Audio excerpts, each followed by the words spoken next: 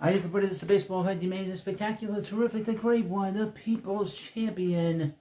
Your host, welcome back to the Baseball Head 2, and hopefully you like this video and hit that subscribe button. So we're going to talk again about the New York Mets collapse, and talk about the reaction to it. It's quite the, everybody's sort of universal on it, and saying that this is a completely gutless team without any balls, and without any real character. And that seems to be the consensus of it. There's no sugarcoating it. Your host is very positive, but there's nothing to be positive about when you have a lead, and of course, you're 21 games over 500 in June, and you don't make the playoffs. Obviously there's a major problem with the players on this team. The organization, I think, is in very good shape. Mets have a very good farm system. Two teams on the farm won championships. The Brooklyn Cyclones won, and of course the Binghamton Rome Ponies won. So the Mets have a lot of talent in their minor leagues, and they know how to win. It has not quite translated with this major league team, and this team will live in infamy now. One of the worst situations we've seen here in a long time. This is not a curse situation. That's a bunch of nonsense. There's no curse. I don't believe in superstition whatsoever. I had a friend bugging me about he's superstitious since last October, and I blame him. I blame Tiny Ed for it, and really, he's the reason why the Mets have played poorly. Him driving me crazy, and all his little superstitious nonsense. But anyway, it's not your problem. But anyway, here we have from Mike Francesca, who, by the way, Mike Francesca podcast on X, he follows your host, and I wrote to the person that moderates it, so I really appreciate it.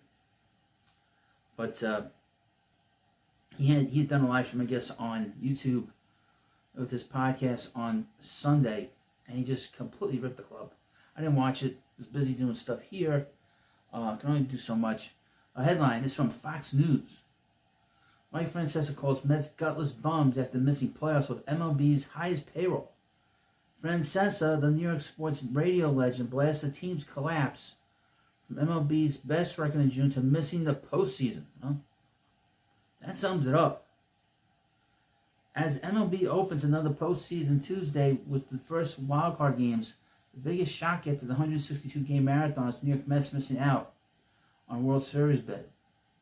Now, if they made the postseason and they lost to the Dodgers, there wouldn't have been no shame. People would have been disappointed. But not like this. This is just insane. The Mets, who own the league's highest payroll and reached the NLCS last season, fell to the Miami Marlins in Game 162. The Cincinnati Reds also lost their finale to the Milwaukee Brewers, who had already clinched a playoff spot, but the Mets' 4-0 defeat sealed their fate. All the Mets had to do on Sunday was win. They won. They would have gone and played the Reds played the Dodgers on Tuesday. Said the Reds won by default. There is belief that there should be a playoff game. I think there should be a playoff game. These tiebreaks are stupid, in my opinion. I think we should have a playoff game. I have no problem. It's baseball tradition to play game 163. I don't have a problem with that. Even if they lost, that would have been fine with it. The Mets fans were living, and New York sports radio legend Mike Francesca blasted the organization. This is such a colossal failure. Francesca on his podcast. This is one of the great colossal gutless collapses that we have seen from a team with talent in a very long time. The Mets' 2025 payroll boosted by a record-setting free agent deal with Juan Soto hit $340 million. They justified it early, owning MLB's best record in mid-June. But the collapse Francesca described never stopped. The Mets became streaky, swinging from highs to lows without consistency. I mean, one thing that I understand is that the Mets had a losing record at Citi Field in August and September. I think there was 7 or 8 games under 500 at home. I think 14-21 or something like that. Bad, just a bad record. And they had bad game. They had bad losses. They had a 7-game losing streak in September, which included a 4-game sweep to the Phillies in Philadelphia. There are bad teams. That's not them. They aren't a bad team, Francesca said. They are they were a gutless bunch of underachievers. That's what they are to the core, and they should be ashamed. 100%. Let me read this again. They are bad teams. That's not them. They're not a bad team. No, they're not. That's why I'm mad, is that they're not a bad team. They are a gutless bunch of underachievers. That's what they are to the core, and they should be ashamed. Quote, I never thought they would be gutless. I never thought they would not figure it out to this extent. I never thought their pitching would dissolve as badly as it did. They're also a top-heavy lineup all year. They became a bad defensive team. They became a bad situational team, and they became a bunch of gutless bums. Right on. They were just 4 guys in the lineup, and the bottom of this lineup was terrible. They relied too much on Mark Vientos and Francisco Alvarez to put a big production, and they got nothing out of them. Nothing out of them.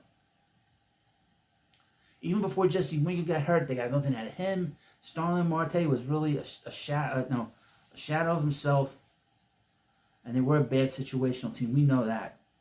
And they never, ever had a comeback in the 9th inning, which is unheard of. Strong words from the sports pope, but many fans shared their sentiment Monday as the Mets turned their focus to 2025. General Manager David Stearns confirmed manager Carlos Mendoza will return next season. Star slugger Pete Alonso, however, announced after the loss to Miami that he will opt out. Well, he was asked. He didn't announce it. And test free agency again. Since June the 12th, the Mets went 38-55. An unbelievable skid considering their early dominance. On September 1st, they still led the Reds by 6 games. Wow. For the final wildcard spot, and I had warned so many people that watch my videos that the team to watch out for all season long was the Cincinnati Reds. Based on one simple thing. Based on the guy that was the manager of the Reds, Terry Francona. Hall of Fame manager, knows about coming back. You know, he'll get his team to run through a wall. He always had his teams run through walls. The Red Sox always ran through walls. They always put their best foot forward. I remember him with the Phillies, same thing. And of course, with the Indians/Guardians, they always played hard for him. He always got the most out of his teams. And he got the most out of the Reds, and they were able to catch the Mets. Because they did sweep the Cubs in a 4-game series prior to the Mets going into Chicago. And he was able to push them when they needed to be pushed. Games they needed to get, they got. But the idea that they were up 6 games on the Reds, and they caught the Mets, it doesn't surprise me. With that matchup, it doesn't surprise me. Quote, this was a slow drip that started in late June and never, ever got solved. Now, a lot of the media, a lot of the Mets media, on SNY blame Kodai Senga getting hurt. But to be honest with you, this pitching staff was not nearly as good as it should have been. The fact they didn't have a healthy, bona fide ace at the top of this rotation, and had an anchor there, a guy that you knew was going to pitch well, and go into the 6th inning, go into the 7th inning, go into the 8th inning. They didn't have that. A lot of times these guys didn't even get out of the 4th inning, the 5th inning. And the bullpen just got worn down. Plus, there were bad trades at the deadline. Everybody praised the Mets trades at the deadline. But they all turned out bad. All of them. Even Tyler Rogers, that trade was not a good trade for the Mets, to be honest with you. Because even though it seemed like if you look at his numbers, they look good. But he always gave up big hits when the opposition came up. And Ryan Helsley, I never want to see him again. I never want to see Cedric Mullins again. He didn't do anything for the Mets. Gregory Soto was a disaster. It just didn't work.